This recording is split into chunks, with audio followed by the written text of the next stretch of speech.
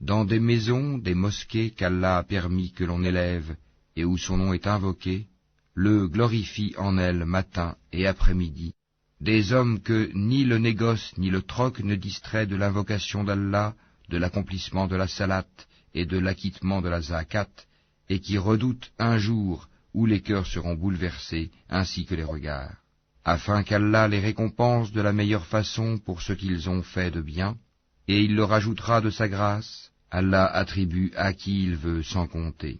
Quant à ceux qui ont mécru, leurs actions sont comme un mirage dans une plaine désertique que l'assoiffé prend pour de l'eau, puis quand il y arrive, il s'aperçoit que ce n'était rien, mais y trouve Allah qui lui règle son compte en entier, car Allah est prompt à compter. Les actions des mécréants sont encore semblables à des ténèbres sur une mer profonde. Des vagues la recouvrent, vagues au-dessus desquelles s'élèvent d'autres vagues, sur lesquelles il y a d'épais nuages, ténèbres entassées les unes au-dessus des autres. Quand quelqu'un étend la main, il ne la distingue presque pas. Celui qu'Allah prive de lumière n'a aucune lumière. N'as-tu pas vu qu'Allah est glorifié par tous ceux qui sont dans les cieux et la terre, ainsi que par les oiseaux déployant leurs ailes? Chacun, certes, a appris sa façon de l'adorer et de le glorifier. Allah sait parfaitement ce qu'ils font. C'est à Allah qu'appartient la royauté des cieux et de la terre, et vers Allah sera le retour final. N'as-tu pas vu qu'Allah pousse les nuages? Ensuite, il les réunit et il en fait un amas, et tu vois la pluie sortir de son sein, et il fait descendre du ciel de la grêle provenant des nuages comparable à des montagnes. Il en frappe qui il veut et l'écarte de qui il veut. Peu s'en faut que l'éclat de son éclair ne ravisse la vue.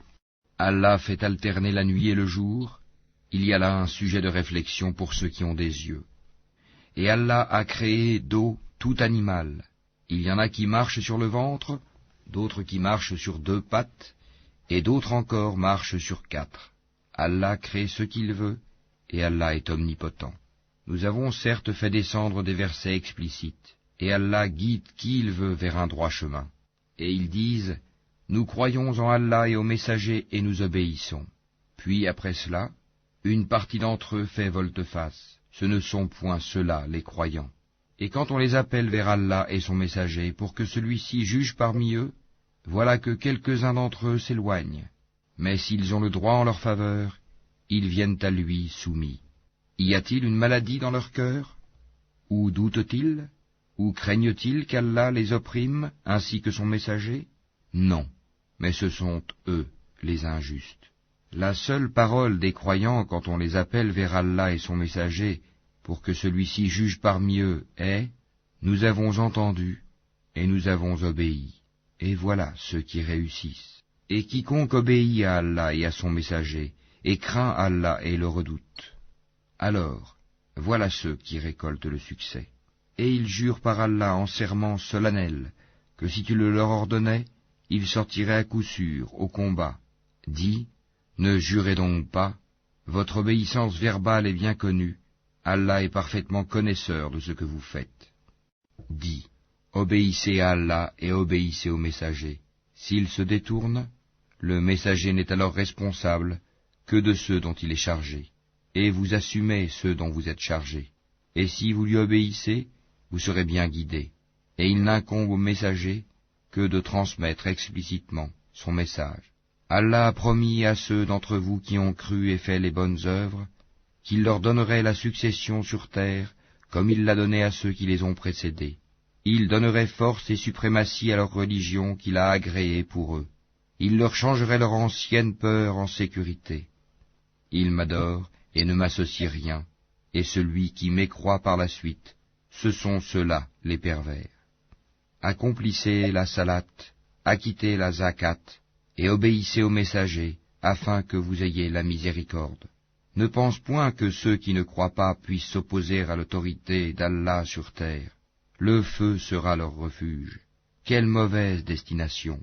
Ô vous qui avez cru, que les esclaves que vous possédez vous demandent permission avant d'entrer, ainsi que ceux des vôtres qui n'ont pas encore atteint la puberté, à 3 moments: avant la salate de l'aube, à midi quand vous enlevez vos vêtements, ainsi qu'après la salate de la nuit.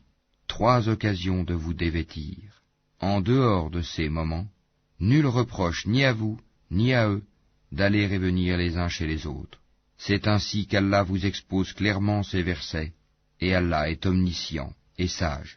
Et quand les enfants parmi vous atteignent la puberté, qu'ils demandent permission avant d'entrer, comme font leurs aînés, c'est ainsi qu'Allah vous expose clairement ces versets, et Allah est omniscient et sage.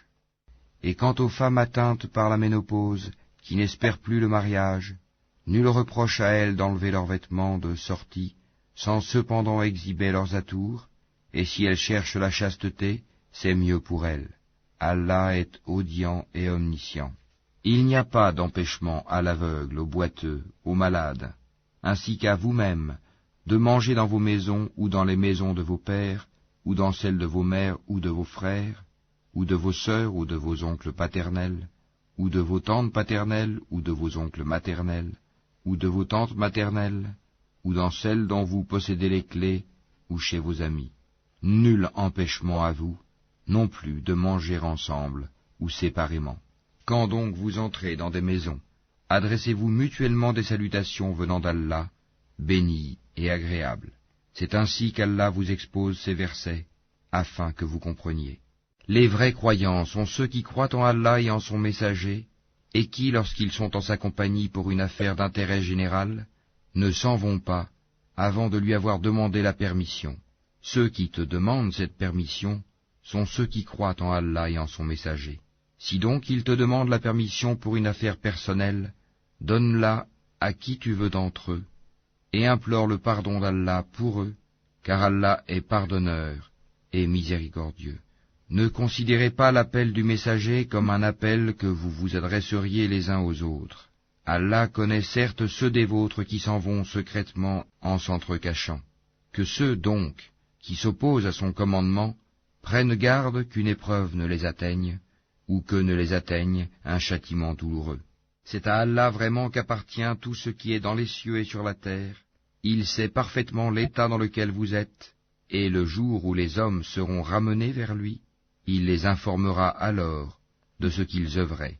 Allah est omniscient.